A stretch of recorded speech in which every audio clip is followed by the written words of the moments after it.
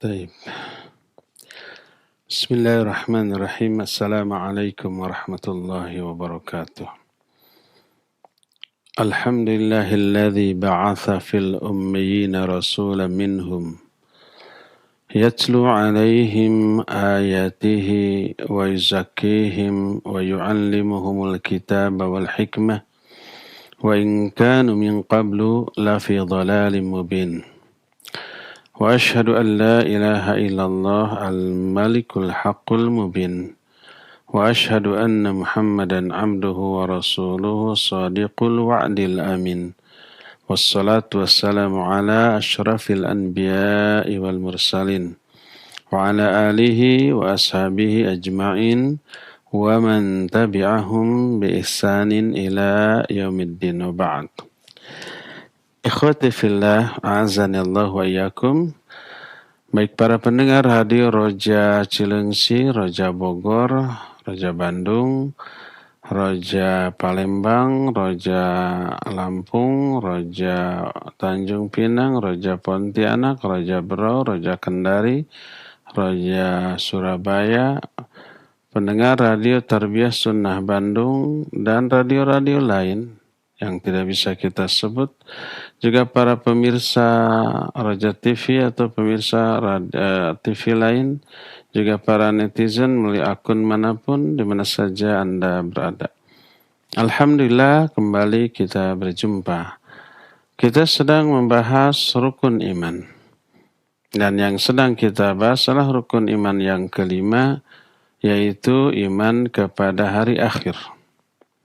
Di antara kandungan iman kepada hari akhir sudah kita terangkan beberapa poin, adalah adanya hisab, adanya dibagikan buku catatan amal, adanya timbangan, adanya syirat, adanya haud. Kita lanjut. Salah satu hal yang wajib kita imani sebagai bagian dari iman kita kepada hari akhir adalah adanya syafaat di akhirat nanti. Apa arti syafaat? Asy-syafa'atu lughatan, syafaat secara bahasa artinya al-wasilah wa talab. Wasilah itu perantara. Adapun menurut urf, kebiasaan, makna dari syafaatlah su'alul khair lil ghair, minta kebaikan untuk orang lain, bukan untuk diri kita, tapi kebaikan itu untuk orang lain. Itu memintakan atau memberi syafaat kepada orang lain tersebut. Atau menurut pendapat yang lain berasal dari kata asy-syafa', lawan dari witir. Syafa' itu genap, lawan dari ganjil. Seolah-olah pemberi syafaat itu mau menggenapkan kekurangan yang dimiliki oleh pihak yang diberi syafaat. Syafaat di akhirat adalah sesuatu yang hak, yang benar, ada, teralami, terjadi bila syarat-syarat baik bagi pemberi syafaat ataupun yang diberi syafaat itu terpenuhi. Apa sajakah syaratnya itu? Ada dua. Syarat yang pertama adalah adanya izin dari Allah Azza wa Jalla. Syarat yang kedua, adanya keridhaan Allah kepada orang yang diberi syafaat. Kalau yang memberi syafaat mah pasti Allah ridha, makanya dia selamat untuk dirinya dan bisa menyelamatkan orang lain, berarti pasti itu orang diridhoi. Nah, ini si pemberi syafaat, ini kan yang mau ditolong, yang mau diselamatkan. Inilah dua syarat. Izin Allah dan ridho Allah. Satu di antara dua syarat ini tidak ada, maka syafaat tidak akan terjadi, tidak akan terberikan kepada siapapun. Allah berfirman dalam banyak ayat.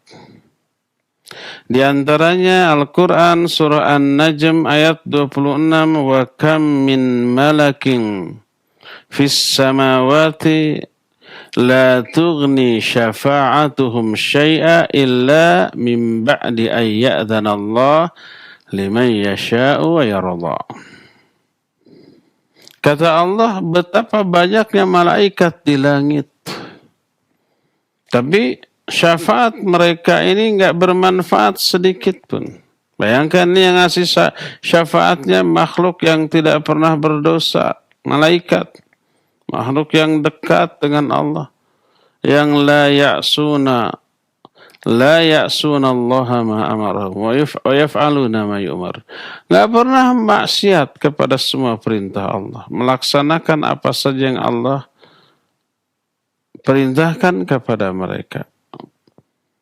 Nah, sebanyak apapun malaikat, nggak manfaat syafaatnya illa min ba'di an ya'dhana Allahu liman yasha' wa yarda.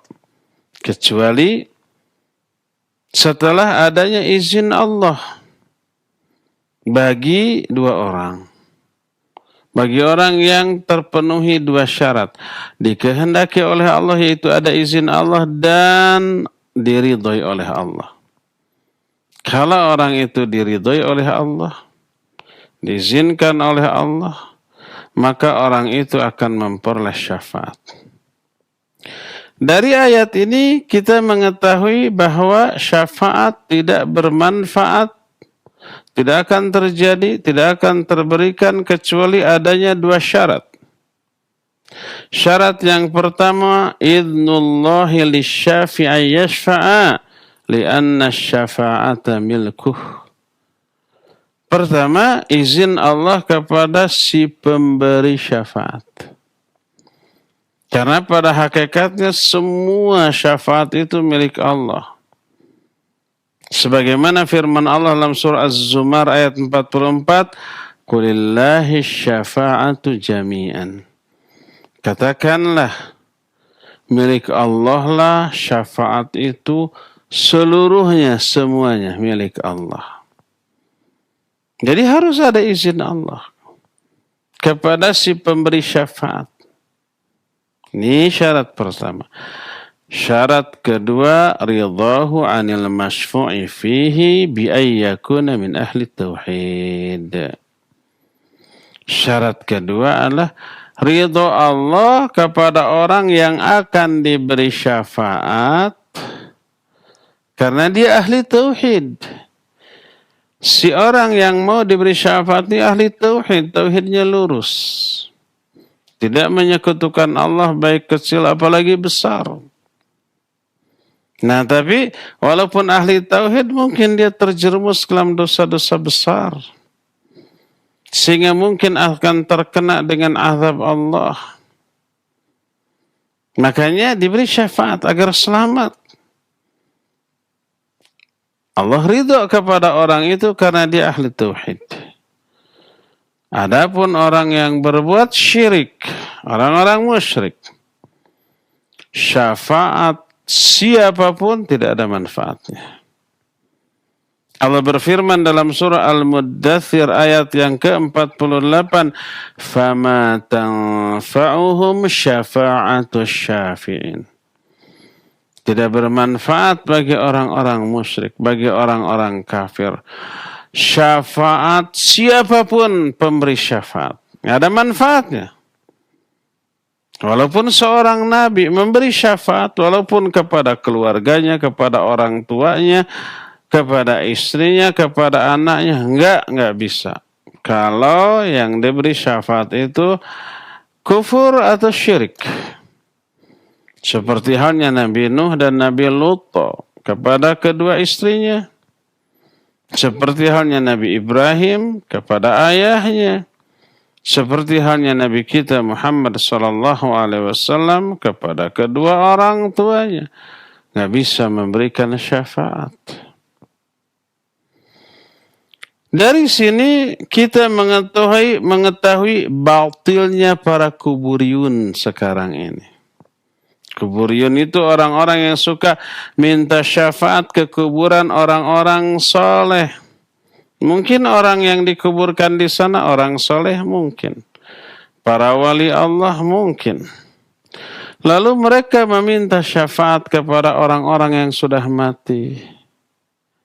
Dengan anggapan orang yang sudah mati itu orang soleh, dekat dengan Allah, berdoa kepada Allah langsung, maka akan didengar. Makanya bertawassul kepada orang yang sudah mati. Meminta syafaat. Mendekatkan diri kepada orang yang sudah mati dengan berbagai macam jenis peribadatan kepada orang yang sudah mati. Sebagaimana firman Allah tentang pendahulu-pendahulu mereka zaman dahulu. Mereka menyembah orang-orang soleh yang sudah mati. Ada yang ke kuburannya, ada yang divisualkan dalam bentuk patung. Patung orang-orang soleh. Lata, Uzza, itu dulunya orang-orang soleh. Yang kemudian dibuatkan patungnya. Bukan disembah. Tapi dijadikan sebagai wasilah. Dalam berdoa kepada Allah. Dalam meminta keselamatan kepada Allah. Ketika ditegur, kenapa kamu menyembah patung? Mereka menyatakan, la na'buduhum illa liyuqarribuna ilallahi zulfa. Kami tidaklah beribadah kepada mereka kecuali sekedar perantara saja, sekedar untuk lebih mendekatkan diri kami kepada Allah, sekedar menjadi syafaat bagi kami di sisi Allah. Coba perhatikan Al-Quran surah Yunus 18. Allah berfirman, وَيَعْبُدُونَ مِنْ دُونِ اللَّهِ مَا لَا يَضُرُّهُمْ وَلَا يَنْفَعُهُمْ وَيَقُولُونَ هَؤُلَاءِ شُفَعَاؤُنَا عِنْدَ اللَّهِ. Mereka beribadah kepada selain Allah, kepada sesuatu yang tidak bisa memberi madarat ataupun memberi manfaat kepada mereka. Baik ke patungnya, ke kuburannya, dan seterusnya. Ketika ditegur, ketika diingatkan, ketika ditanya, apa jawab mereka? Haulai syufa'auna indallah.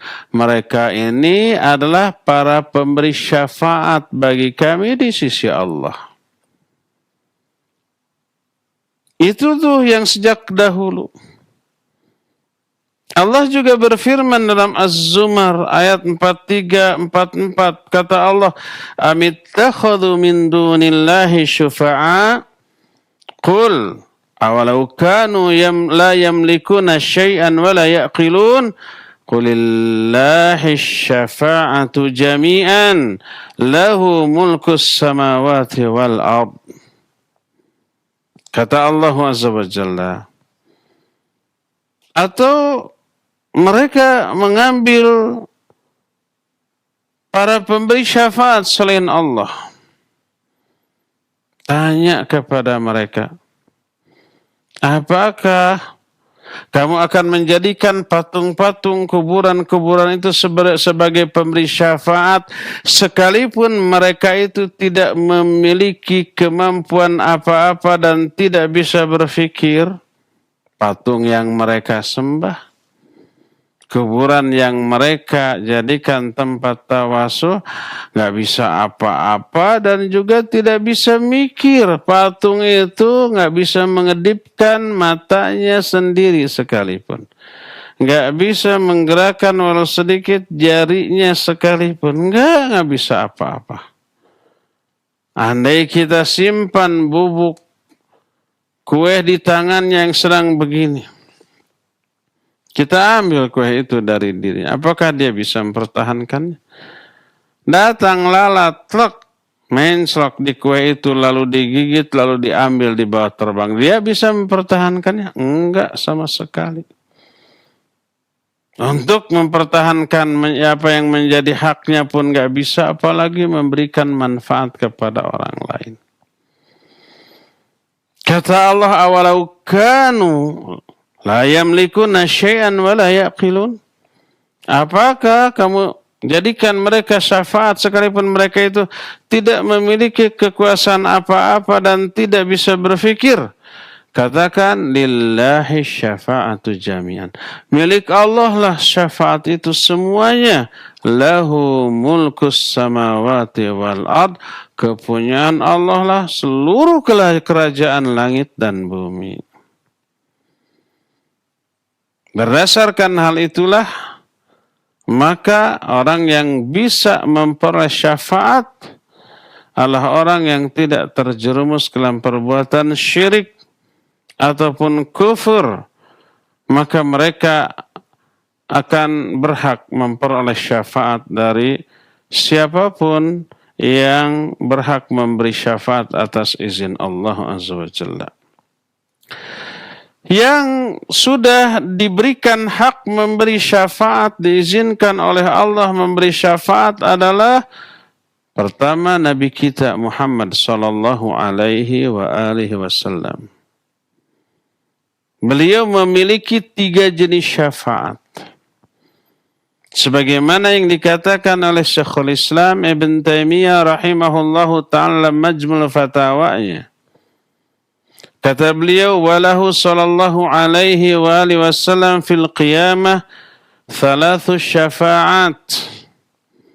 Dan bagi Nabi kita Muhammad sallallahu alaihi wasallam pada hari kiamat memiliki 3 jenis syafaat. Amma syafa'atul ula fayas'alu fi ahli al-mawqif hatta yuqda bainahum ba'da an tataraja'al anbiya Adam wa Nuh wa Ibrahim wa Musa wa Isa bin Maryam anis syafa'ati hatta tantahiya ilaih. Pertama, syafaat pertama yang ini yang disebut dengan asy-syafa'atul uzma. Syafaat beliau bagi seluruh manusia di padang mahsyar sebelum mereka ini dihisab dalam keadaan yang mengenaskan. Mereka itu dikumpulkan dalam keadaan telanjang, laki perempuan sama semua, auratnya semua terbuka tak tertutup walaupun sehelai benang, seutas benang. Tidak beralas kaki, baik kaos kaki, sendal ataupun sepatu. Tidak berkhitan walaupun ketika di dunianya sudah berkhitan. Matahari amat sangat dekat. Panasnya nggak ketulungan, mereka berkeringat. Kadar keringatnya sesuai dengan kadar amalnya masing-masing ketika di dunia. Ada yang hanya merendam dia semata kaki, sebetis, selutut, sepinggang. Ada juga yang sampai setelinga. Orang menderita. Mereka mencari orang yang bisa menyelamatkan mereka dari kondisi seperti itu. Mereka bolak-balik ke beberapa nabi, ke Adam, ke Nuh, ke Ibrahim, ke Musa, ke Isa. Semuanya itu tidak ada yang bisa memberikan syafaat yang mereka butuhkan. Sampai berakhir di Nabi kita Muhammad SAW. Beliau menyatakan, "Na'am analah."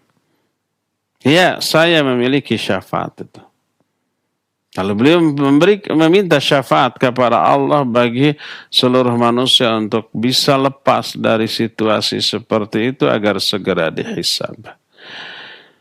Ini syafaatul uzma, syafaat yang pertama bagi Nabi alaihi salatu wassalam. Selain beliau tidak ada. Para nabi yang lain enggak memiliki wewenang memberi syafaat seperti ini. Hanya beliau satu-satunya. Kedua, asy-syafa'atu tsaniyah fayashfa'u fi ahli al-jannah ay yadkhulul jannah. Kedua adalah syafaat bagi ahli surga untuk segera bisa masuk surga. Setelah orang-orang mukmin dihisab, ditimbang semuanya, termasuk selamat dari sirat, menyeberang sirat sampai ke seberang, selamat. Tinggal satu langkah lagi yaitu masuk surga. Nggak bisa masuk surga tanpa syafaat Nabi kita Muhammad sallallahu alaihi wasallam. Beliaulah orang yang pertama kali mengetuk pintu surga, meminta izin untuk dibukakan pintu surga. Tanpa syafaat beliau, tak ada seorang pun yang bisa memasuki surga tersebut. Walaupun mereka ahli surga. Ini yang kedua. Yang ketiga, wa amma syafa'atu tsalitsah. Ini kasih sayang beliau kepada umatnya yang durhaka, ahlul kabair, ahli maksiat, pelaku dosa besar. Fayashfa'u fi man istahaqqan nar. Wa hadhihi syafa'atu lahu ولسائر النبيين والصديقين وغيرهم فيشفع في من استحق النار ألا يدخلها ويشفع في من دخلها أن يخرج منها. Ketiga adalah syafaat beliau bagi orang-orang yang masuk neraka dari kalangan umatnya. Umat Nabi kita Muhammad sallallahu alaihi wasallam ada nggak yang masuk neraka? Ya ada, banyak. Siapa mereka? Yang zalimun li nafsih. Zalimuna li anfusihim. Mereka zalim kepada diri sendiri. Mereka itu dikasih Al-Quran, diabaikan. Perintahnya dilalaikan, larangannya dilabrak, dilanggar. Tapi Muslim, tidak semua perintah diabaikan. Ada satu perintah, dua perintah dilaksanakan, satu, dua yang dilarang dia jauhi. Tapi banyak perintah lain yang diabaikan, banyak larangan yang dilanggar. Itu orang yang zalim terhadap diri sendiri. Padahal mereka Muslim, padahal mereka sudah diberi Al-Quran. Ada nggak orang Islam seperti ini? Bukan ada, banyak, lebih banyak yang begini. Padahal untuk menjadi seorang Muslim saja itu pilihan Allah Azza wa Jalla. Orang Islam adalah orang yang Allah pilih untuk menerima wahyu yang paling mulia, itu Al-Quran, dibanding umat-umat lainnya. Umat lain selain umat Muslim tidak diberikan Al-Quran, tidak terpilih untuk menerima Al-Quran. Setelah terpilih, dikasih amanat besar yaitu Quran, anugerah besar yaitu Al-Quran, diabaikan, zalim mereka. Allah berfirman, "Tsumma awrathna al-kitaba alladhina istafayna min ibadina, faminhum zalimun li nafsihi wa minhum muqtasidun wa minhum sabiqun bil khairat bi'idznillah." Kemudian kami wariskan kitab Al-Quran ini kepada orang-orang yang kami pilih dari kalangan hamba-hamba kami, yaitu umat Islam. Selain umat Islam nggak Allah kasih, nggak Allah wariskan kitab Al-Quran. Allah yang menyatakan, "Tsumma awrathna al-kitaba alladhina istafayna min ibadina." Kemudian kami wariskan kitab Al-Quran kepada orang-orang yang kami pilih. Hamba-hamba pilihan dari kalangan hamba-hamba kami. Faminhum zalimun li nafsih. Di antara mereka ada yang zalim kepada diri mereka sendiri. Mereka ini yang mengabaikan perintah, melanggar larangan gitu tuh. Ahlul kabair. Pelaku dosa besar, ahli maksiat. Tapi Muslim. Dosa besar yang dilakukannya, kemaksiatan yang dilakukannya tidak mengeluarkan mereka dari Islam, tidak dianggap murtad, tidak kufur, tidak syirik. Tetap Muslim. Tapi Muslim yang berdosa besar. selama mereka tidak menghalalkan perbuatan dosa besarnya, selama itu mereka tetap muslim dengan dosa besar yang dilakukannya. Nah, ini yang akan memperoleh syafaat dari Rasul sallallahu alaihi wasallam. Ada dua jenis. Pertama, memberi syafaat kepada orang yang tadinya berhak masuk neraka karena dosa-dosanya, karena dapat syafaat nggak jadi masuk. Selamat dari api neraka, masuk ke surga. Kedua, syafaat bagi orang yang sudah masuk ke dalam neraka, sudah mengalami azab, sudah mengalami balasan atas dosa-dosa mereka, gosong seluruh tubuhnya kecuali wajahnya. Karena api neraka tidak akan membakar wajah-wajah yang pernah sujud kepada Allah Azza wa Jalla. Orang yang sudah masuk ke dalam neraka ini lalu memperoleh syafaat, lalu diangkat, dikeluarkan dari neraka. Masuk ke surga? Iyalah, kalau keluar dari neraka masuk ke dalam surga. Lalu penghuni surga yang lebih awal masuk menamai mereka dengan sebutan al-jahannamin, mantan-mantan jahannam. Nabi SAW bersabda, inna syafa'ati li ahlil kabairi min ummati. Sesungguhnya syafaatku diperuntukkan bagi orang-orang yang berdosa besar dari kalangan umatku. Itulah tiga jenis syafaat yang dimiliki oleh Rasul alaihi salatu wassalam. Dan jenis syafaat yang terakhir ini juga dimiliki oleh selain Nabi kita sallallahu alaihi wasallam. Dimiliki oleh semua Nabi bagi umatnya masing-masing yang durhaka. Ada di antara umat pengikutnya yang terjerumus ke dalam dosa besar tapi tidak sampai murtad. Selain para nabi juga para siddiqin, para syuhada, orang-orang mukmin, para malaikat juga memberikan syafaat kepada dua jenis orang ini. Dua-duanya ahlul kabair, dua-duanya pelaku dosa besar. Cuma ada yang harusnya masuk neraka, nggak jadi masuk neraka karena syafaat. Ada orang yang sudah masuk neraka dan mestinya lama disiksa dalam neraka karena syafaat, mereka terangkat dari neraka lalu dimasukkan ke dalam surga. Berkata Syekhul Islam di poin selanjutnya. Kata beliau, wa amma syafa'atuhu li ahli dzunub min ummatihi famuttafaqun 'alaiha baina as-sahabati wat-tabi'ina lahum bi ihsan wa sa'iri a'immatil muslimin al-arba'ah wa ghairihim.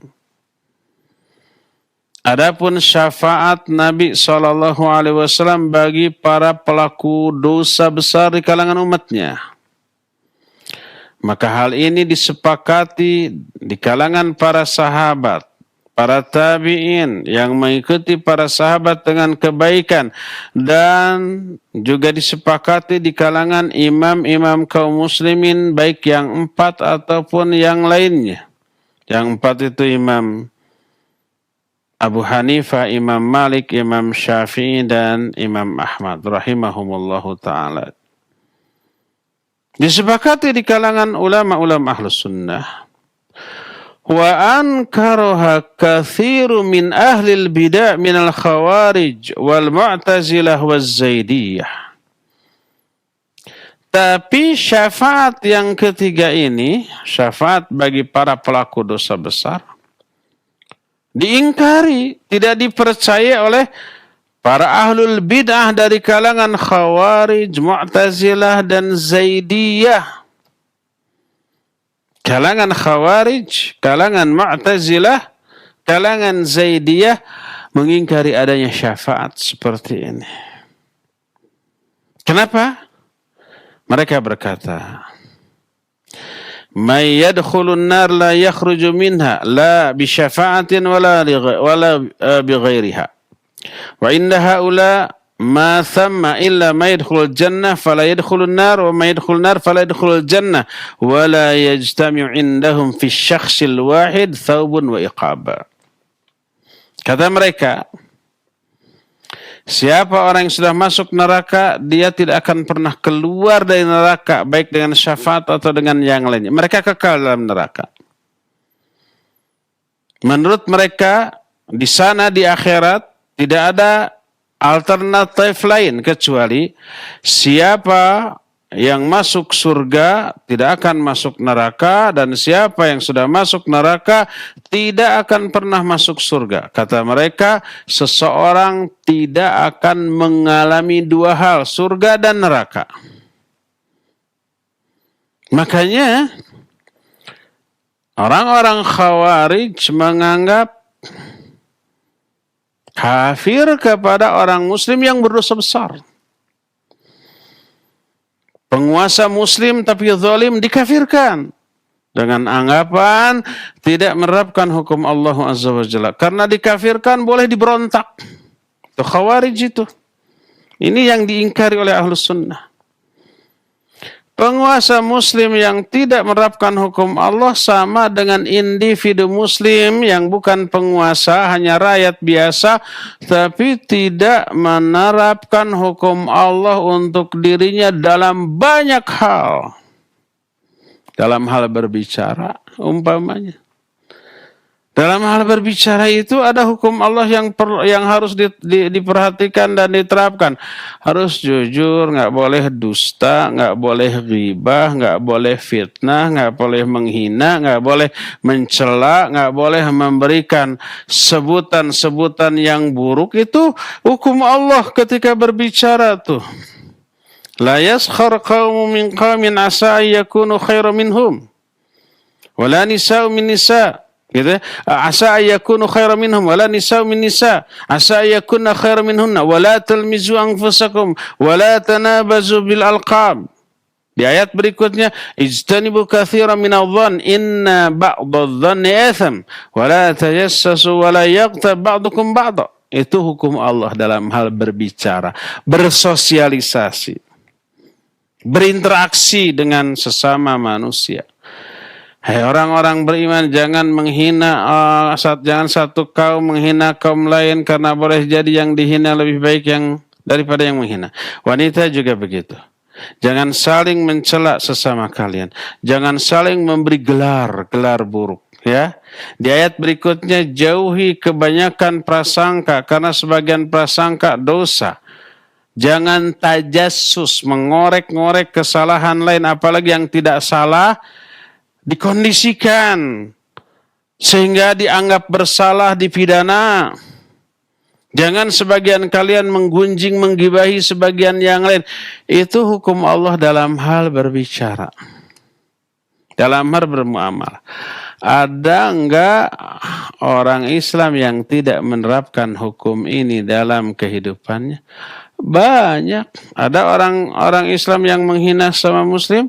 Banyak. Ada yang mencela, memberi gelar-gelar yang buruk kepada sama Muslim? Ada banyak. Sekalipun itu fakta. Ingat.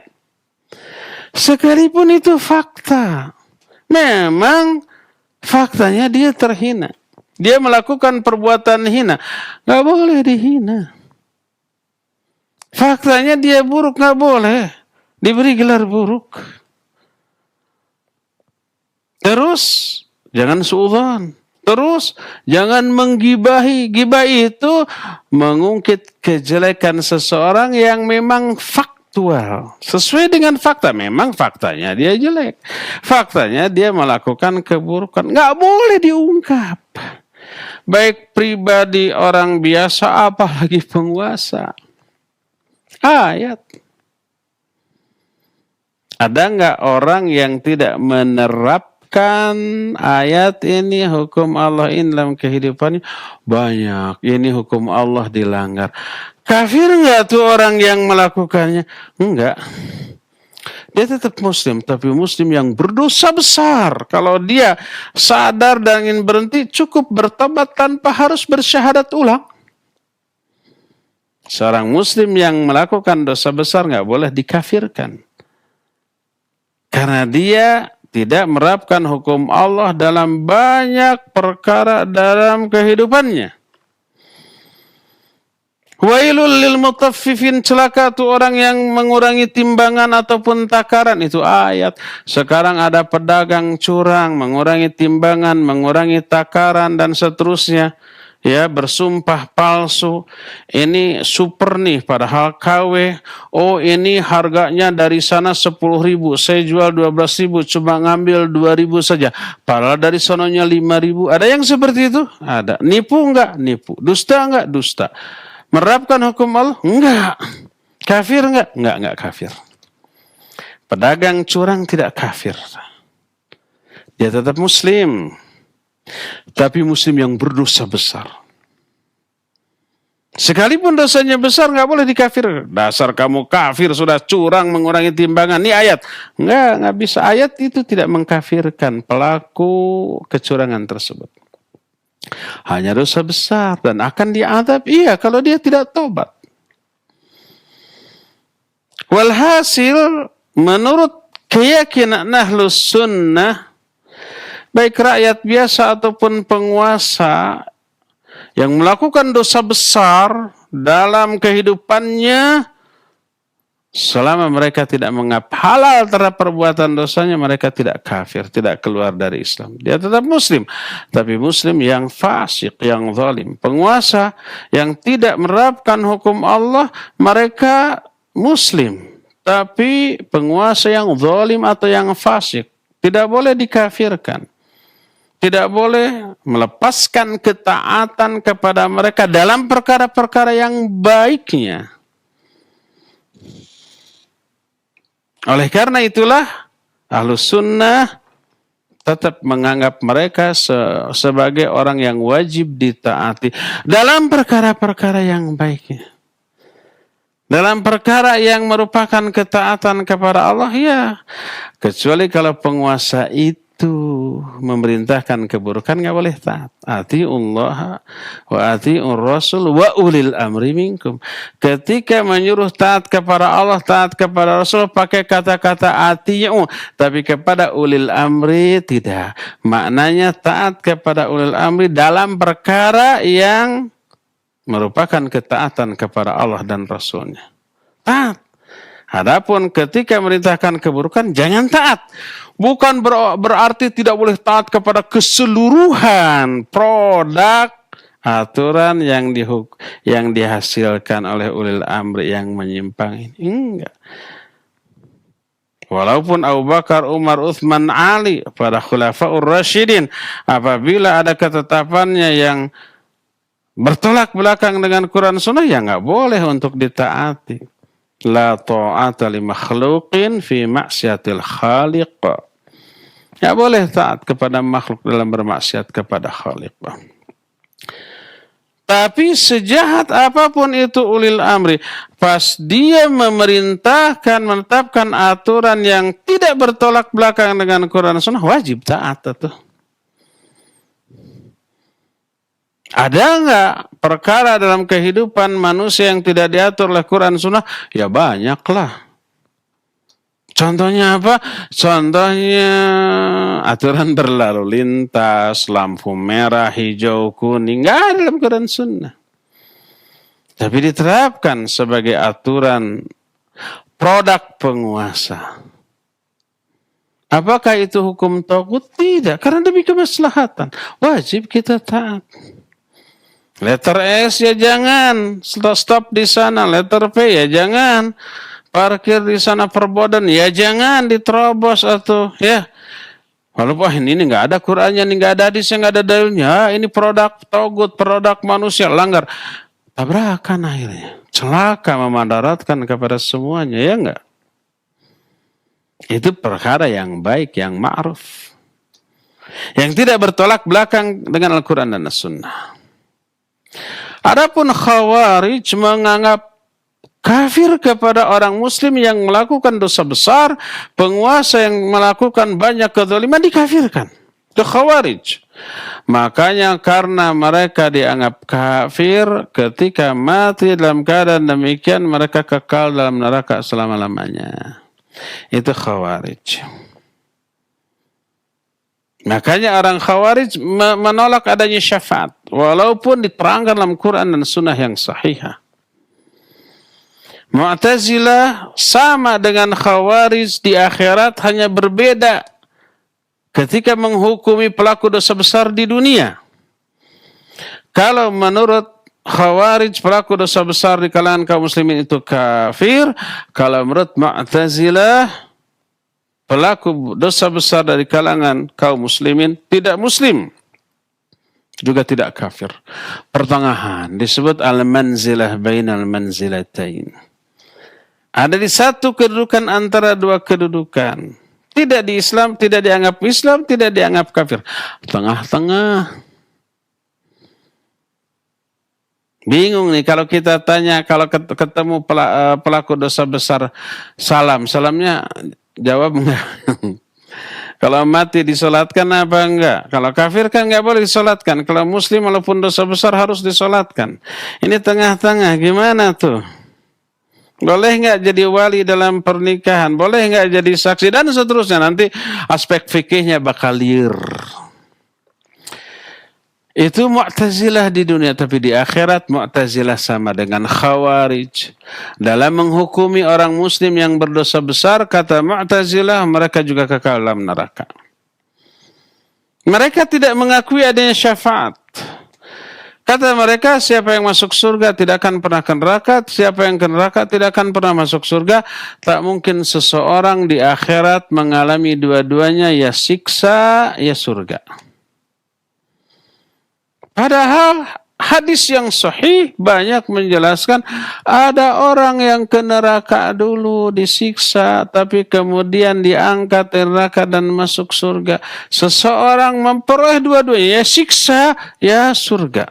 Ya neraka, ya surga. Ya. Inilah perbedaan antara Ahlus Sunnah dengan mereka.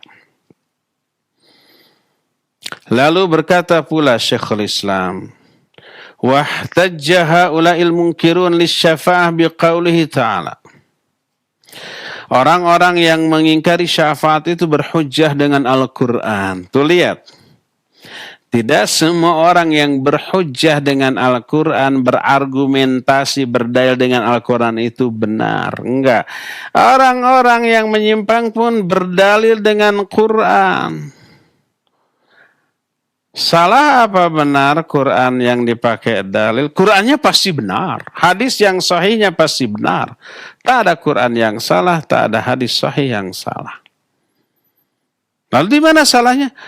Interpretasi, penafsiran, pemahaman tentang ayat dan hadis itu yang keliru. Coba lihat hujjah. Dalil yang dijadikan sandaran oleh orang-orang yang mengingkari syafaat. Pertama, Al-Quran surah Al-Baqarah ayat 48, Allah berfirman, wattaqu yawman la tajzi nafsun an nafsin syai'a wa la yuqbalu minha syafa'ah wa la yu'khadu minha adl. Kata Allah, takutlah kalian kepada suatu hari. Hari ini maksudnya hari kiamat. Di hari itu seseorang tidak bisa menyelamatkan orang lain sedikit pun. Tidak diterima syafaat dan juga tidak diterima tebusan dari mereka. Tuh, di hari itu tak ada orang yang saling menyelamatkan orang lain, tidak ada syafaat, tidak ada tebusan. Mutlak kata mereka. Padahal ini adalah tentang orang kafir, orang non-muslim. Nggak akan ada syafaat, nggak akan bisa diselamatkan dan menyelamatkan orang lain. Anaknya, istrinya, pasangannya, orang tuanya nggak bisa diselamatkan kalau dia kufur. Juga dalam surah Al-Baqarah ayat 123, wala yuqbalu minha 'adlu wala tanfa'uha syafa'ah. Tidak diterima dari mereka tebusan dan juga tidak bermanfaat bagi mereka syafaat. Ini ayat untuk orang kafir diberlakukan secara umum, termasuk juga untuk orang muslim. Salah penempatan. Juga dalam surah Al-Baqarah 254 Allah menyatakan, kata Allah, min qabli ayyatiya yaumul la bay'un fihi wala khullatu wala syafa'ah. Kata Allah, sebelum datang satu hari, di hari itu tidak ada jual beli, tidak ada khullah. Khullah itu cinta dan kasih sayang, dan tidak ada syafaat. Ini kata mereka.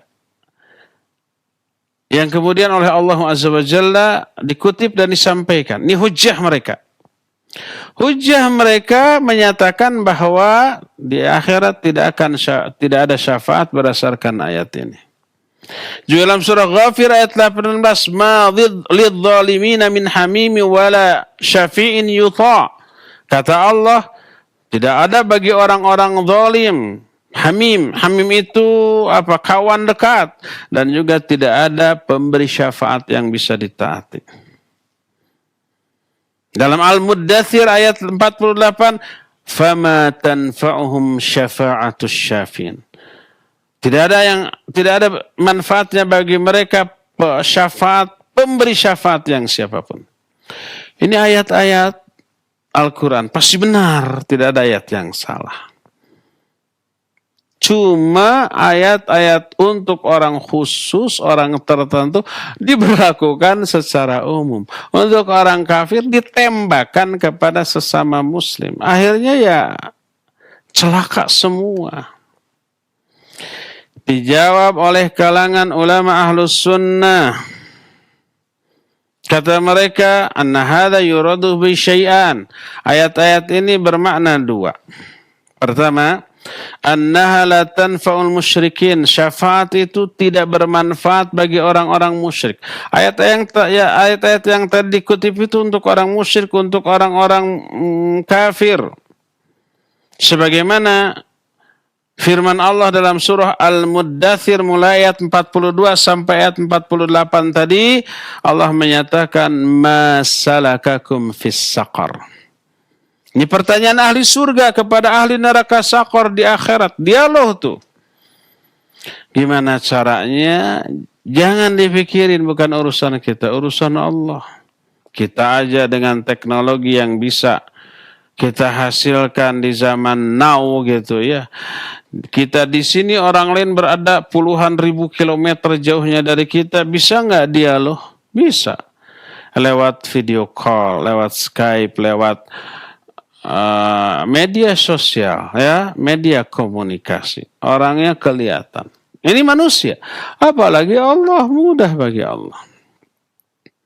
Ahli surga nanya ke ahli neraka, ma salakakum fis saqar. Apa sih yang menyebabkan kalian masuk ke dalam neraka saqar? Qalu, mereka menjawab, lam naku minal musallin. Dulu kami tidak sholat. Hati-hati ya, orang Islam ngaku Islam nggak sholat. Walam naku nut'imul miskin. Kami juga dulu tidak memberi makan orang miskin. Wa kunna nakhudu ma'al khaidin. Kami juga dulu suka berbincang dengan orang-orang yang suka berbincang melecehkan agama ini, melecehkan kaum mukminin. Wa kunna nukadzibu biyaumiddin, dan kami dulu mendustakan adanya hari kiamat. Enggak percaya kepada adanya hari kiamat. Berarti ini kafir nih. Orang yang enggak percaya, enggak beriman kepada hari akhirat, kafir. Hatta atana al-yaqin, sampai datang kematian kepada kami. Mati dalam keadaan enggak percaya akhirat. Kafir apa tidak? Kafir. Maka fama tanfa'uhum syafa'atus syafi'in. Tak bermanfaat bagi mereka syafaat siapapun yang memberi syafaat. Jadi ini untuk orang-orang kafir. Ya. Ayat-ayat tadi semua untuk orang-orang kafir. Ini yang pertama. Kedua, annahu yuradu bidzalik nafyu syafa'ati allati yuthbituha ahlus syirik wa man syabahahu min ahlil bid'ah min ahlil kitab wal muslimin alladzina yadhunnuna anna lil khalqi indallahi minal qadar ay yashfa'u indahu bighairi idzni kama yashfa'un nas ba'duhum inda ba'd. Kedua,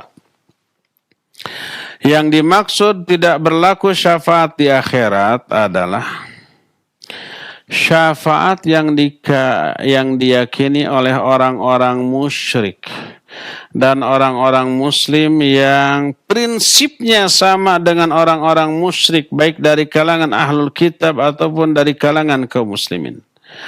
Mereka berkeyakinan bahwa makhluk yang memiliki kemuliaan tertentu di sisi Allah, orang-orang soleh boleh memberi syafaat, bisa memberi syafaat di sisi Allah tanpa izin Allah, sebagaimana manusia di dunia dalam kehidupan bernegara, bersosial, itu bisa memberi syafaat kepada orang lain. Kita umpamanya mau bertemu dengan presiden, baik bertemu itu menyampaikan aspirasi, meminta bantuan, bertanya tentang sesuatu, bisa nggak langsung tanpa prosedur? Nggak bisa. Harus melalui orang terdekat, orang yang berwenang. Nah, orang seperti itu namanya wasilah. Orang itu bisa memberi syafaat kepada kita sebagai rakyat jelata, bertemu langsung presiden. Di dunia boleh. Di akhirat kepada Allah nggak bisa. Presiden manusia biasa mungkin bisa menerima syafaat orang terdekatnya.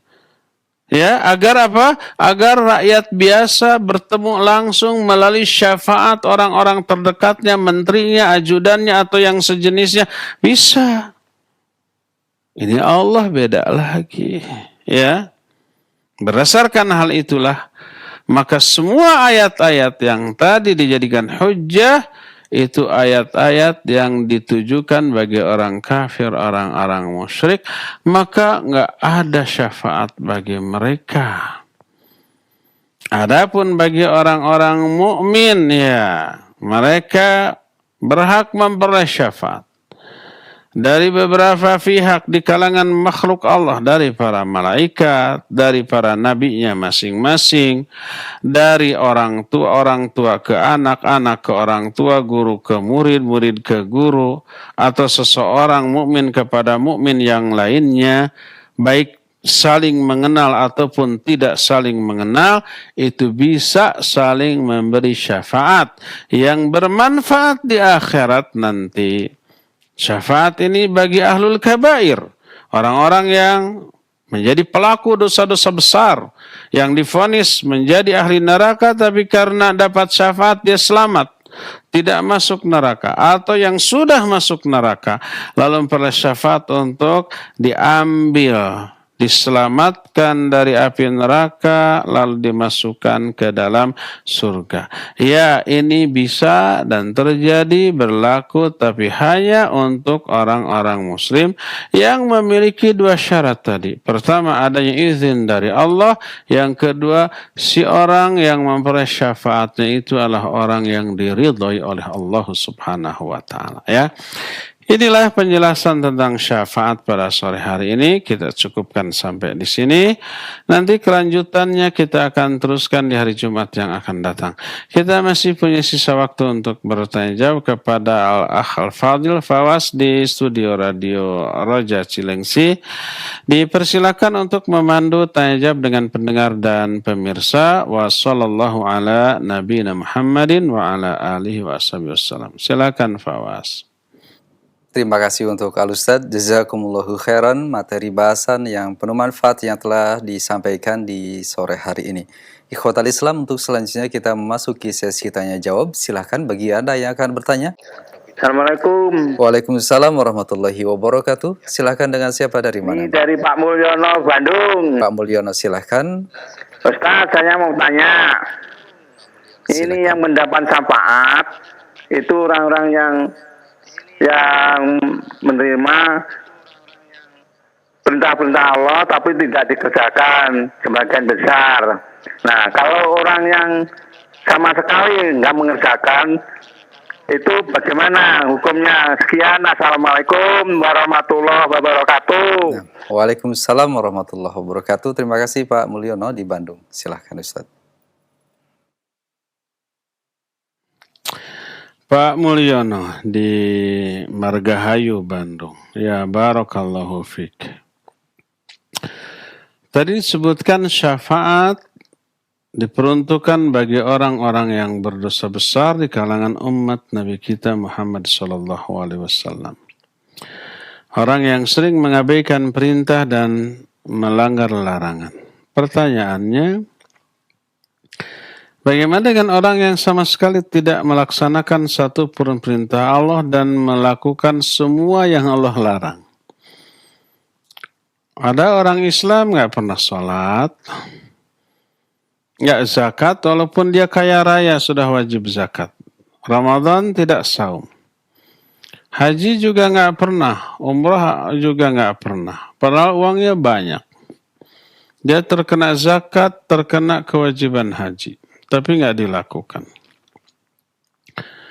Semua yang dilarang dia lakukan. Dia judi, walaupun kalah terus, tapi uangnya banyak nggak habis-habis. Dia mabuk, dia berzina, dia maling, korupsi, dan seterusnya. Nyaris seluruh larangan Allah dilanggar. Semua perintah Allah ditinggalkan. Apakah dia akan dapat syafaat? Iya, tidak semua orang muslim yang berdosa besar itu akan dapat syafaat dari Rasul sallallahu alaihi wasallam atau dari selain Nabi kita sallallahu alaihi wasallam. Tidak. Ada kriteria tertentu orang Islam yang memperoleh syafaat dari Rasul alaihi salatu wasallam.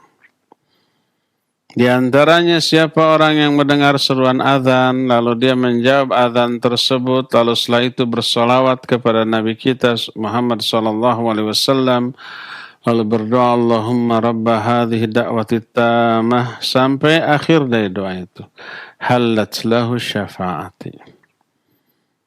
Maka halal syafaatku bagi dirinya. Walaupun dia mungkin melakukan dosa besar, ya. Jadi ada beberapa amalan yang menyebabkan pelakunya itu dapat syafaat.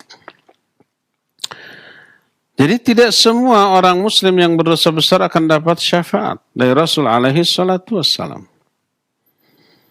Nah, termasuk orang tersebut, ya mungkin orang mengaku Islam, tapi tidak ada satupun perintah Allah yang dilaksanakan, dan tidak ada satupun larangan Allah yang tidak dilanggar, semuanya. Ini orang apakah kafir atau tidak? Ulama ikhtilaf. Sebagian ulama menyatakan orang yang tidak sholat, tidak saum Ramadan, walaupun dia masih mengakui kewajibannya, kufur. Salah satu yang berpendapat seperti Syekh Muhammad bin Shalih Al-Utsaimin rahimahullahu ta'ala. Tapi jumhur ulama menyatakan seorang muslim yang meninggalkan sholat secara sengaja, tapi dia masih mengakui kewajiban sholatnya, dia merasa berdosa dengan hal itu, jumhur ulama menyatakan dia tetap muslim tapi ahlul kabair. Muslim yang berdosa sangat besar. Selama masih mengakui kewajiban sholatnya.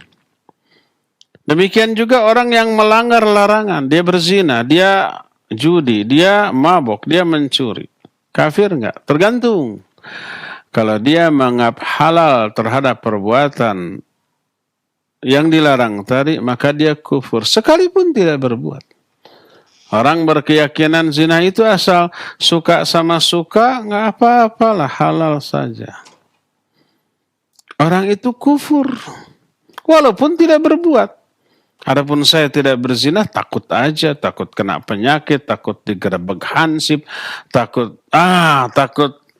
hukum sosial, takut juga sakit dan seterusnya.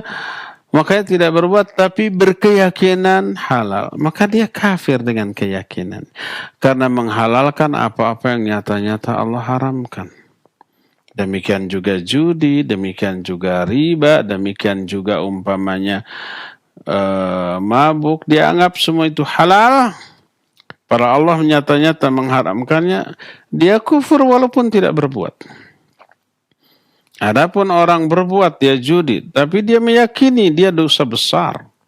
Dia terancam azab Allah bila tidak bertobat. Maka dia tetap muslim, tapi muslim yang berdosa besar. Walaupun seorang muslim yang berdosa besar itu sangat besar, tidak memperoleh syafaat, tapi dipastikan seorang muslim pada akhirnya ke surga juga. Karena Rasulullah SAW dalam hadis sahih riwayat Imam Muslim dalam kitab Sahih Muslim, dalam bab orang yang paling akhir masuknya ke dalam surga dari kalangan umatku dan keluarnya dari api neraka adalah orang yang sama sekali tidak memiliki kebaikan.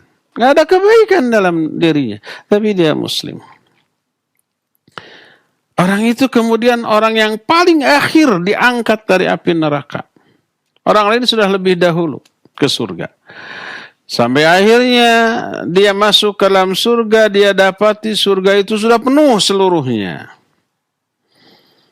Dia bilang kepada Allah, ya Allah tidak ada tempat untukku di surga ini. Kata Allah, mau enggak aku berikan kepadamu istana di surga sebanding dengan istana termegah yang pernah ada di dunia. Ridho enggak kamu? Ya ridho ya Allah. Kebayang istana termegah yang ada di alam dunia ini kita enggak tahu kayak apa. Raja atau sultan mana yang memiliki istana termegah di dunia kita enggak tahu. Jangankan istana termegah, hotel bintang 5 aja kita enggak tahu bagaimana dalamnya ya. Umpamanya. Nah, orang itu menyatakan ridho ya Allah. Kata Allah, aku tambah 2 kali lipat, 3 kali lipat, 4 kali lipat, 5 kali lipat. Orang itu sudah berlipat-lipat aja sudah. Saya ridho ya Allah. Allah menyatakan, aku berikan 10 kali lipat lebih megah daripada istana termegah yang ada di dunia. Itu balasan terendah di surga bagi orang muslim yang tidak memiliki sedikit pun kebaikan, orang yang paling akhir keluarnya dari api neraka dan masuknya ke dalam surga paling akhir. Di saat orang lain sudah lebih dahulu masuk ke dalam surga. Kebayang bagaimana orang yang tidak pernah mengalami neraka langsung masuk ke surga, istana dan kemegahannya kayak apa? Oleh karena itulah walaupun seorang muslim tidak memperoleh syafaat dari Nabi SAW, dia diazab dalam neraka untuk beberapa lama, tapi pada akhirnya setelah semua dosanya lunas oleh azabnya, orang itu tetap akan diangkat dari api neraka untuk kemudian dimasukkan ke dalam surga. Wallahu a'lam. Silakan lagi. Terima kasih Ustadz, jazakallah khairan jawaban dan nasihat yang disampaikan. Demikian Bapak yang bertanya tadi. Selanjutnya di kesempatan kedua kami buka kembali dari penelpon. Silahkan. Halo, Assalamualaikum. Waalaikumsalam warahmatullahi wabarakatuh. Silahkan Bapak. Dari Bumi Ayu, Jawa Tengah. Dengan Bapak siapa? Dan Haji Tepur. Silahkan Bapak pertanyaannya Pak. Bapak Haji Tepur. Iya, silahkan Bapak. Saya mau nanya. Iya, saya mau nanya. Kalau sholat jenazah setelah sholat asar itu boleh apa enggak? Iya. Setelah sholat asar. Iya. Baik Bapak.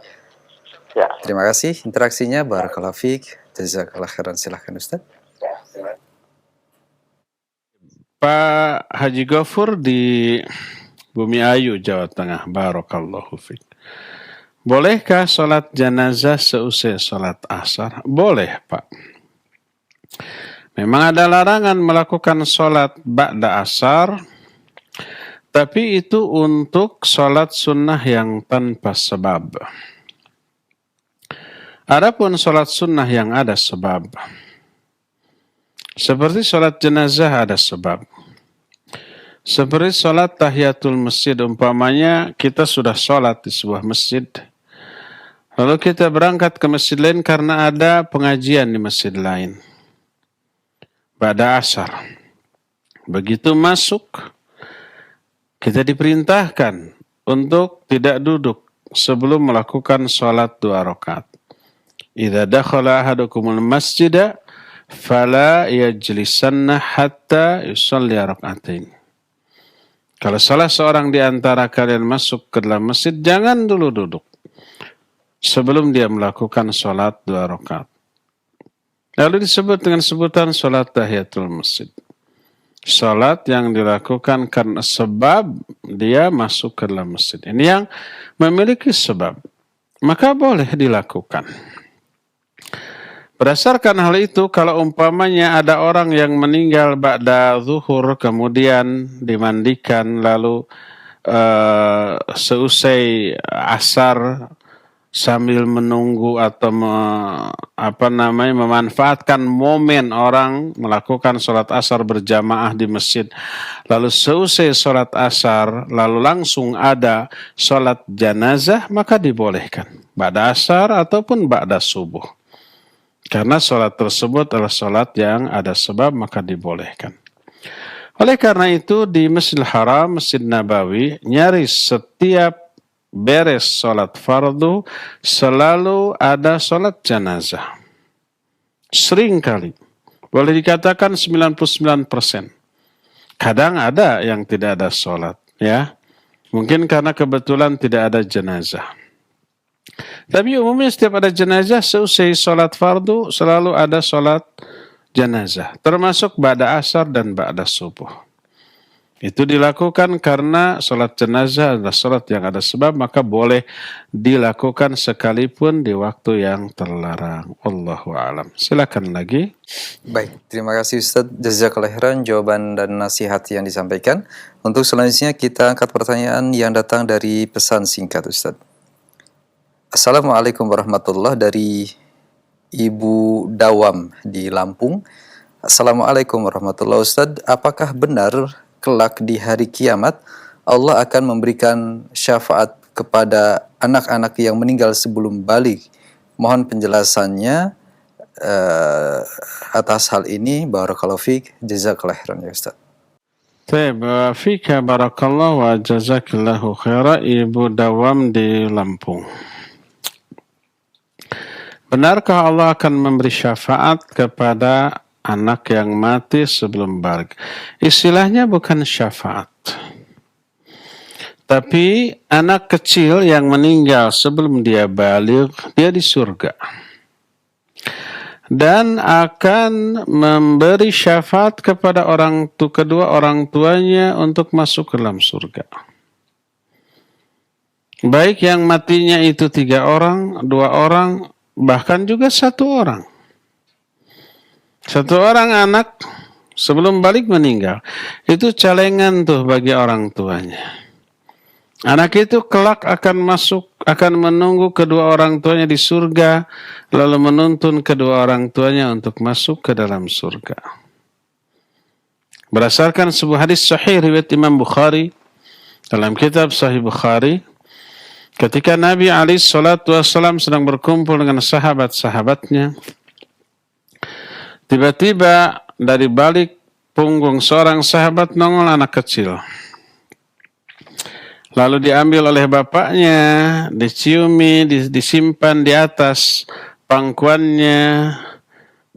Kata Nabi SAW, hal tuhibbu? Apa kamu mencintai anakmu? Sahabat ini menjawab, ya Rasulullah, ahabbakallah kama ahbabtuh. Wahai Rasulullah, semoga Allah mencintai engkau sebagaimana aku mencintai anakku ini. Artinya sangat sayang, sangat cinta. Esoknya seperti biasa pada ngumpul, sahabat yang kemarin membawa anaknya itu tidak ada. Ditanya, kemana si fulan? Kok nggak ada? Dijawab, wahai Rasulullah, anak yang kau lihat kemarin sekarang meninggal.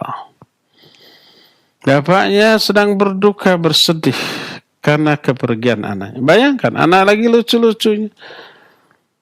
Menjadi penghibur setiap orang tua ya. Lalu meninggal. Lalu Nabi SAW bangkit, berdiri, pergi untuk takziah, diikuti oleh para sahabatnya. Setelah sampai kelihatan sahabat yang baru saja ditinggal mati anak yang dicintai sedang bersedih. Dihibur oleh Nabi SAW. Hiburannya efisien, efektif. Hanya dengan satu penjelasan kesedihannya hilang. Dihiburnya bukan dengan cara melawak lalu dia tertawa, bukan. Nabi SAW hanya bertanya, ayyuhuma ahabbu ilaiki. Mana yang lebih kamu sukai? Anakmu hidup berumur panjang sehingga kamu bisa bersenda gurau dengannya seumur hidupmu, atau anakmu pergi mendahuluimu dan menunggumu di pintu surga untuk membawamu masuk ke dalam surga. Dikasih dua opsi, dua pilihan. Orang itu menjawab, wahai Rasulullah, kalau anakku mendahului aku, dia menungguku di pintu surga untuk kemudian mengajakku masuk ke dalam surga, ahabbu ilayya. Itu lebih aku sukai. Daripada anakku hidup panjang. Kalau hidup panjang belum tentu soleh. Belum tentu menjadi penyelamat orang tuanya di akhirat. Bahkan mungkin menjadi beban yang mencelakai orang tuanya kalau nggak bisa mendidik. Maka kata Nabi SAW, demikianlah anakmu sekarang. Dia nanti menunggumu di pintu surga dan menuntunmu masuk ke dalam surga. Bayangkan. Anak ini memberi syafaat, menyelamatkan orang tuanya dari azab neraka. Mendengar itu para sahabat, kata orang Sunda, kabita, tertarik. Lalu bertanya, ya Rasulullah, ahadha khasatun lahu au likullina? Wahai Rasulullah, ini khusus bagi dia atau berlaku bagi kita semua? Beliau menjawab, bal likullikum. Ini berlaku untuk semua kalian. Untuk semua kaum muslimin yang ditinggal mati oleh anaknya yang belum baligh. Dia akan menunggu orang tuanya di pintu surga lalu menuntun orang tuanya masuk ke dalam surga. Penjelasan ini menghibur si orang yang berduka tadi. Iya, jelas. Meyakini anaknya di sana bahagia. Anaknya di sana di bawah asuhan Nabiullah Ibrahim alaihissalatu wassalam sampai kiamat. Tidak akan menderita, tidak akan menangis, tidak akan mengalami sakit atau penderitaan apapun sampai kiamat nanti. Setelah kiamat, dia menunggu di pintu surga kedatangan orang tuanya, kemudian dituntunnya orang tuanya masuk surga. Menghibur apa tidak? Iya, menghibur. Menghilangkan kesedihannya apa? Iya, menghilangkan kesedihannya. Kita baru bersedih kalau berpisah dengan anak yang atau orang yang kita cintai. Lalu orang yang kita cintai di tempat yang jauh itu menderita, nangis terus, kita tahu, ya kita sedih. Tapi ketika mengetahui orang yang kita cintai di tempat jauh itu lagi berbahagia, maka insya Allah kita tidak akan sedih. Ya, demikian Bu. Wallahu a'lam bishawab. Silakan lagi. Terima kasih Ustadz, jawaban dan nasihatnya. Demikian untuk Ibu Dawam di Lampung serta dua penanya yang kami terima SMS-nya dengan pertanyaan yang sama tadi. Semoga bermanfaat. Masih dari pesan singkat kami angkat dari Bapak Khozin di Cibitung, Bekasi. Assalamualaikum warahmatullahi wabarakatuh. Ustadz, saya mau bertanya bagaimanakah caranya agar kami bisa mendapatkan syafaat dari Nabi kita Nabi Muhammad SAW di hari kiamat kelak. Sementara banyak perkara yang bagi sebagian kami yang awam itu adalah sunnah, akan tetapi ternyata adalah perkara bid'ah yang tidak ada dasarnya di dalam sunnah Nabi SAW. Mohon nasihat dan penjelasan dari hal ini. Jazakallah khairan ya Ustaz. Ya, wa jazakallahu khairan. Pak Khazin di Cibitung, barakallahu fika. Bagaimana caranya agar kita memperoleh syafaat? Baik dari Nabi SAW, dari para malaikat, dan dari sesama mukmin. Pertama, hindarkan syirik dan kufur. Baik yang besar termasuk yang kecil. Syirik dan kufur ini yang mencegah menghalangi seorang memperoleh syafaat. Jadilah ahli tauhid. Pelajari tauhid semendalam mungkin. Yang terutama tauhid al-uluhiyah. Juga tauhid asma wa sifat. Perdalam pemahaman kita tentang asma dan sifat Allah. Perkuat tauhid kita, luruskan tauhid kita. Jauhi syirik baik besar ataupun kecil, jauhi perbuatan kufur baik besar ataupun kecil, maka insya Allah Allah akan ridha kepada kita. Pertama itu. Kedua, pegang teguh sunnah Rasulullah SAW dalam segala hal, termasuk hal-hal yang kita anggap sepele, yang bila tidak dilaksanakan tidak dosa kita, tapi kita melaksanakannya karena kecintaan kita kepada Nabi SAW dan ajaran yang dibawanya. Rutinitas kita itu adalah media penerapan sunnah Nabi SAW. Dari mulai bangun tidur, ya, kemudian masuk WC, keluar WC, selama di WC, memakai pakaian, membuka pakaian, memakai sendal, membuka sendal, kaos kaki ataupun sepatu, keluar masuk rumah, makan dan minum, masuk pasar, naik kendaraan, semua itu media untuk menerapkan sunnah Nabi SAW. Pas bangun tidur ada doa. Alhamdulillahilladzi ahyana ba'dama amatana wa ilaihin nusyur. Masuk WC ada sunnah Nabi SAW. Langkahnya dahulukan yang kiri. Ada doa. Selama di WC-nya tak berbicara apalagi nyanyi-nyanyi. Termasuk baca ayat Al-Quran gak boleh. Ya. Ada azan jangan dijawab. Ada yang salam jangan dijawab selama kita di WC. Ketika kita buang hajat, buang air besar ataupun kecil, jangan menghadap atau membelakangi kiblat. Boleh nggak umpamanya mendengar kajian sambil nangkring di WC? Boleh kalau itu. Kita sebelum masuk WC nyetel kajian keras-keras di luar WC agar selama di WC kita mendengar, boleh. Karena para ulama pun melakukan itu. Sebagian ulama kalau mereka mau masuk WC menyuruh salah satu muridnya membacakan kitab secara keras agar terdengar oleh dia selama di WC, nambah ilmu selama di WC juga. Adapun kalau mengucapkan ayat, hadis selama di dalam WC tidak boleh. Mendengar boleh. Keluar dari WC dahulukan yang kanan ada doa. Itu semuanya penerapan sunnah Nabi SAW. Memakai baju, celana ataupun sepatu, kaos kaki, sendal dahulukan yang kanan. Melepaskannya dahulukan yang kiri. Ya, keluar rumah dahulukan yang kanan. Ada doa yang harus dibaca. Ya, ketika makan minum semuanya ada sunnah Nabi SAW. Siapa yang berpegang teguh kepada sunnah Nabi SAW dalam segala hal termasuk hal-hal yang kecil, maka Nabi SAW akan memberikan syafaat kepada orang seperti itu. Jangan anggap sepele hal-hal yang kecil.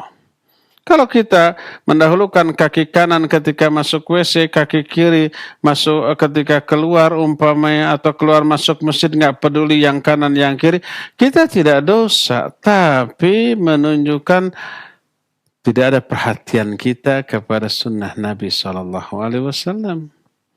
Akibatnya nanti beliau juga nggak peduli lagi ke kita, ya. Tidak ada perhatian kepada ajaran yang beliau tinggalkan untuk kita. Maka jangan anggap sepele sunnah Nabi SAW. Ya, insya Allah dengan cara ini kita akan memperoleh syafaat dari beliau di akhirat nanti. Dan banyak lagi hal lainnya yang tidak bisa kita jelaskan karena terbatasnya waktu. Ya.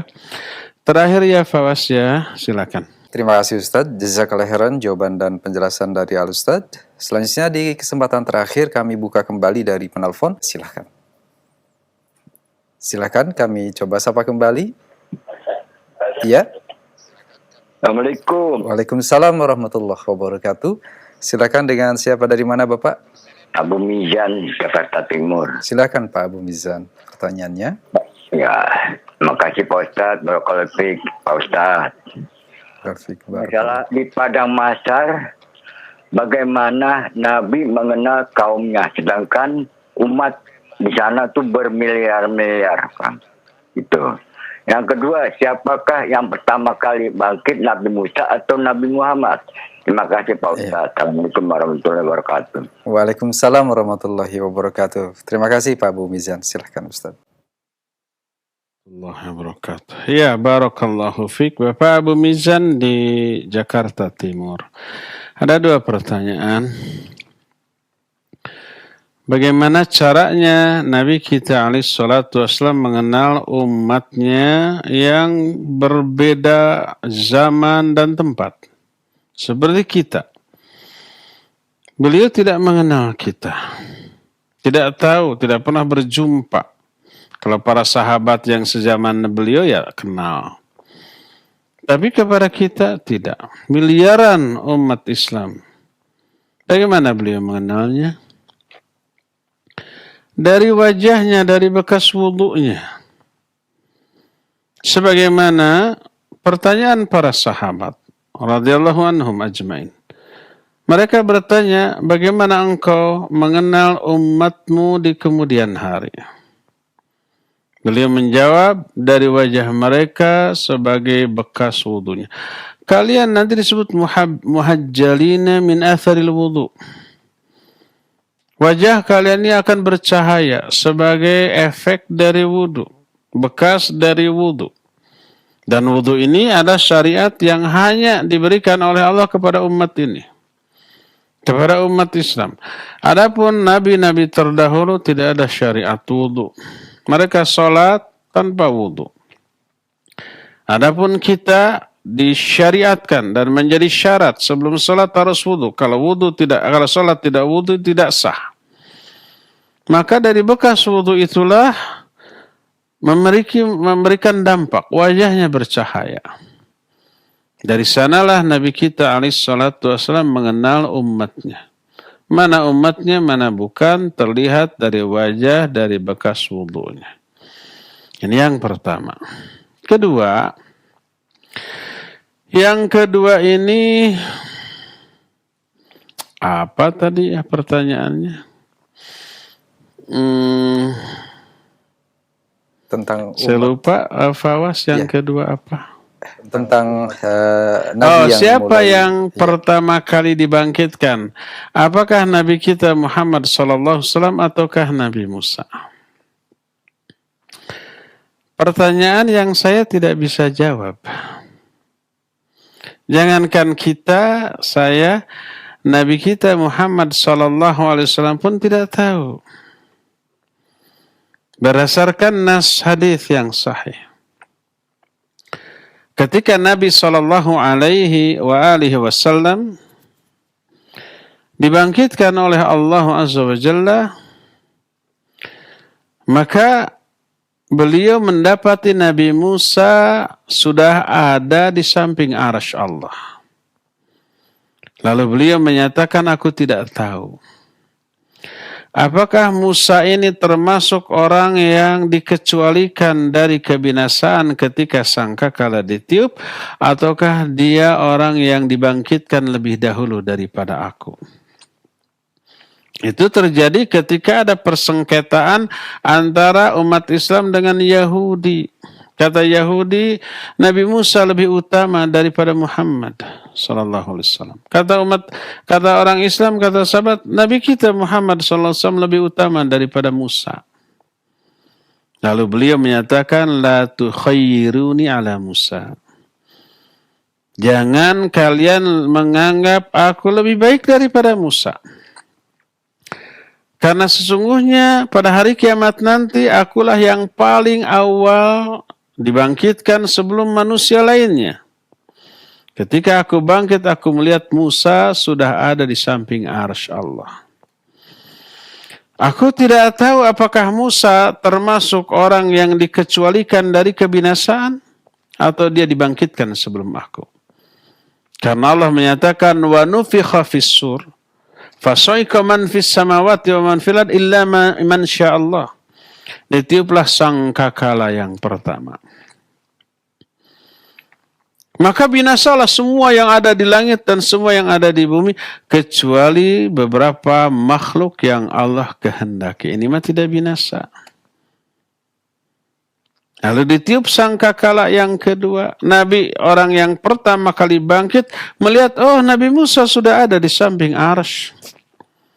Lalu Nabi menyatakan, aku tidak tahu.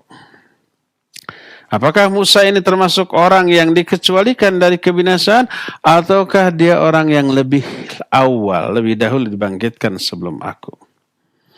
Dari sinilah para ulama di antara Syekhul Islam Ibn Taimiyah menyatakan kita tidak boleh memastikan siapa yang lebih awal dibangkitkan di akhirat antara Nabi Musa ataukah Nabi kita Muhammad sallallahu alaihi wa alihi wasallam. Ya.